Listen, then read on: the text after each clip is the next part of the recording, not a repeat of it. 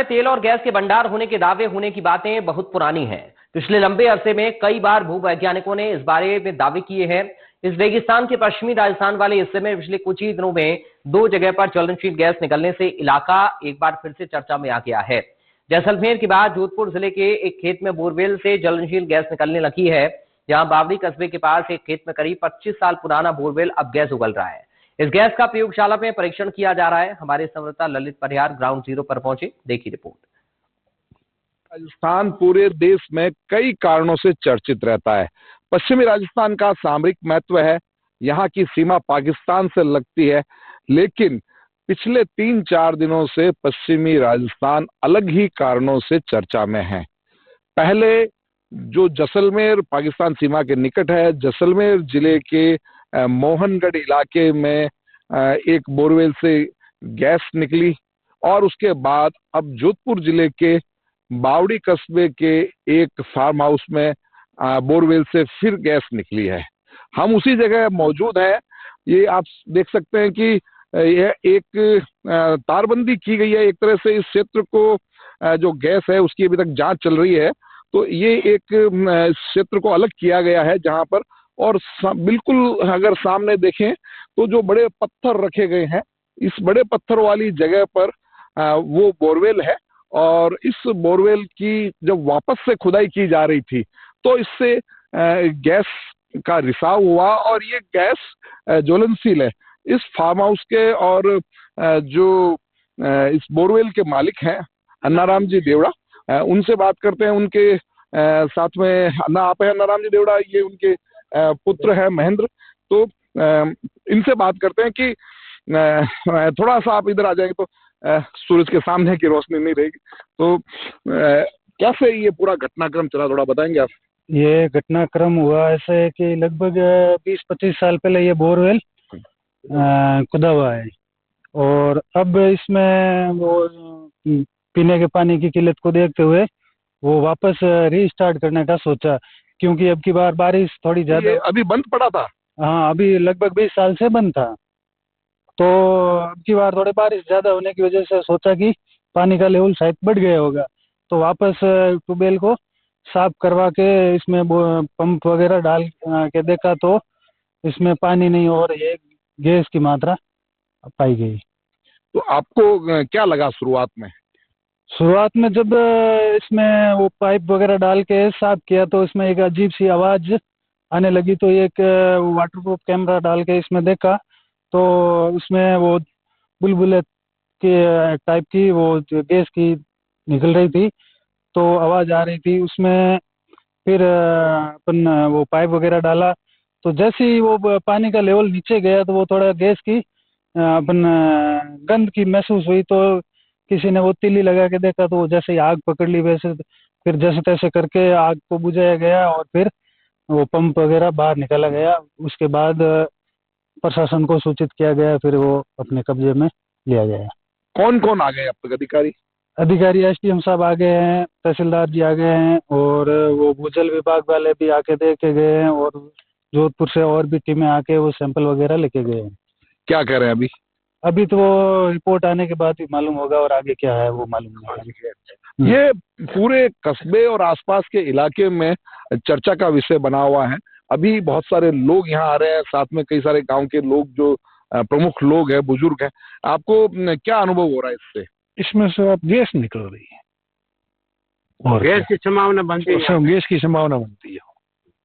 हाँ, ज्यादा से ज्यादा गैस की संभावना बनने है यहाँ कि पानी कम है, पानी सूखे पानी 20 साल हो गए, तो अब नीचे से गैस का भंडार खुल रहा है, यहाँ खूब गैस है।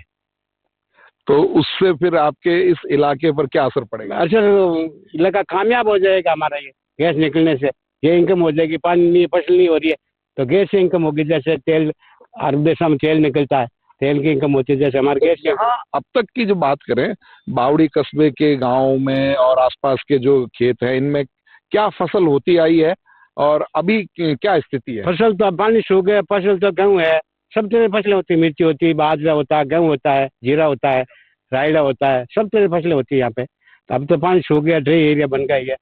100 बेरे में से एक कुआ चलता है, बाकी 90-99 बंद है सब। तो गांव के जो लोग हैं उनका खास जीवन यापन कैसे होता है? जीवन तो सब भूख के बैठा हूँ, मजदूरी करा हूँ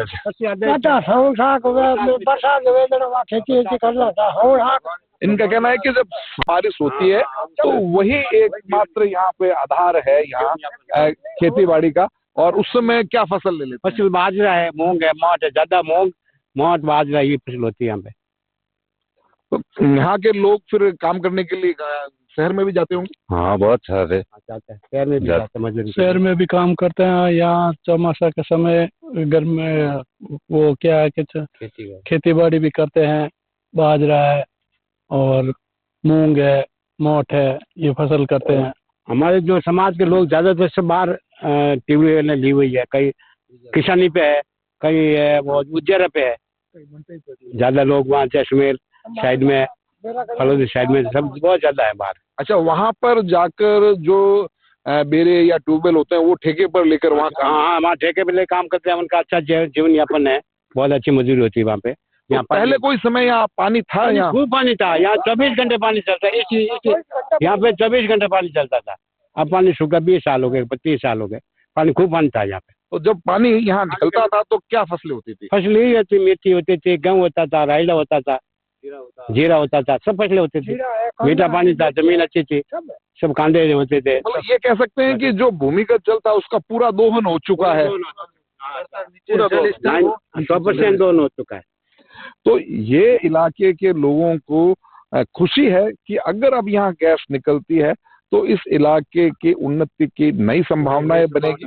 करीब 20 या 25 साल से ज्यादा का समय हुआ जब यहाँ पर भूमिगत जल है जो लगभग खत्म हो गया, और यहाँ जो है जो उसके कारण से खेती होती थी, जो फसलें होती थी, सब्जियां भी उगाते थे, दूसरे अनाज भी उगाते थे, वो सब अब खत्म हो गए। और अभी इस साल जो अच्छी बारिश हुई, इस कारण से जो नारायण जी देवड़ा इस फार्म हाउस के, इस बोरवेल के मालिक है, इनको लगा कि शायद अगर रिचार्ज हो गया हो, भूमिगत जल वापस से इकट्ठा हो गया हो, तो यहाँ पर पानी हो सकता है। अब तक ये शायद टैंकरों से ये पानी यहाँ पर ला रहे थे, जो कि बहुत महंगा पड़ रहा था।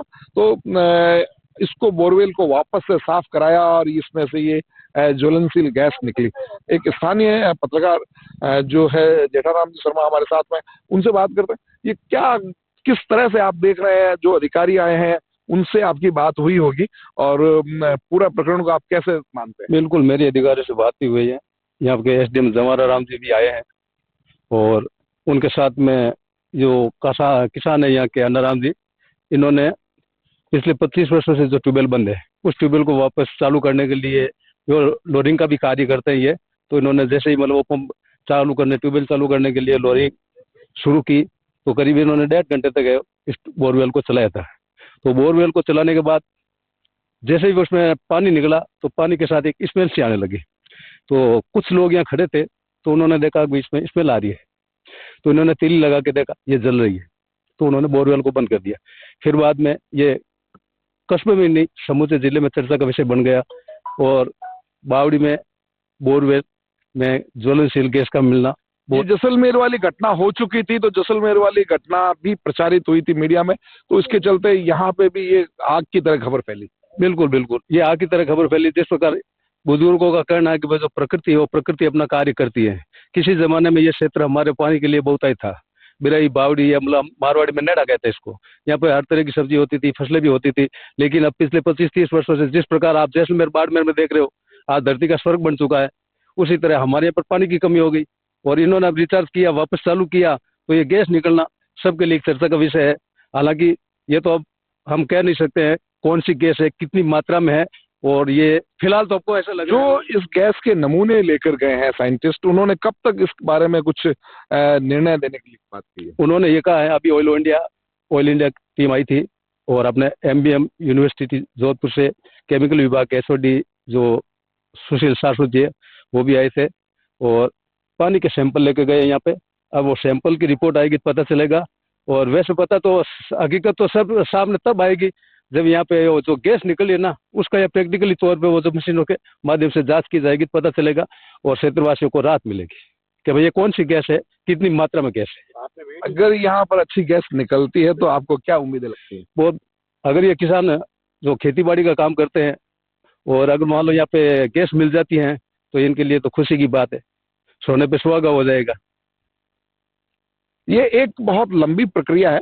जैसा कि हमने देखा है कि जो रेगिस्तान है भारत का, जो पश्चिमी इलाका है, जहां बाड़मेर में अब ऑयल का दोहन किया जा रहा है, वहां रिफाइनरी भी अब बाड़मेर के पास पचपदरा में लगाई गई है। ये बहुत करोड़ों अरबों रुपए के खर्च के संयंत्र लगते हैं और एक लंबा प्रोसीजर होता है।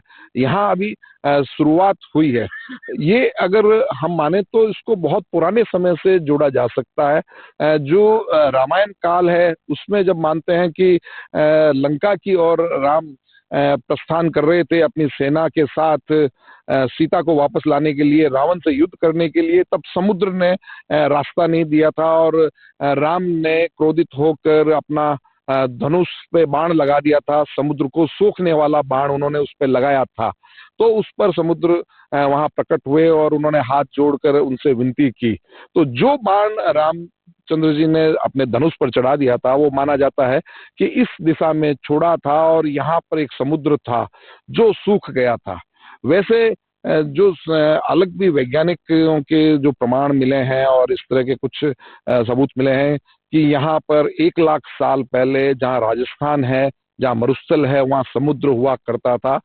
जैसलमेर में इस तरह के मिट्टी से कई सारे सबूत मिलते हैं, कई सारे फॉसिल्स भी मिले हैं वहां पर। तो अब यहाँ गैस की बात चली, बहुत अभी शुरुआती स्तर की बात है। आगे अब देखना होगा इसमें इसकी टेस्टिंग में क्या होता है और कितने इलाके में ये गैस है। एक बात और है कि एक शोध और लंबे समय से चलता आ रहा है कि जो सरस्वती नदी जो अब लुप्त मानी जाती है उसके बहने का क्षेत्र भी यही था। और अब इन सारे जो नई चीजें जो सामने आ रही है, इन सब की पूरी जांच के बाद ही सामने असलियत आ पाएगी। अगर यहाँ गैस निकलती है तो जो अब पानी को तरस रहा ये इलाका है, यहाँ के लोगों को आगे उन्नति के बहुत से अवसर मिल सकेंगे। वीडियो जर्नलिस्ट देव जांगिड के साथ बावड़ी से ललित परिहार, इंडिया न्यूज, जोधपुर। चलिए बढ़ते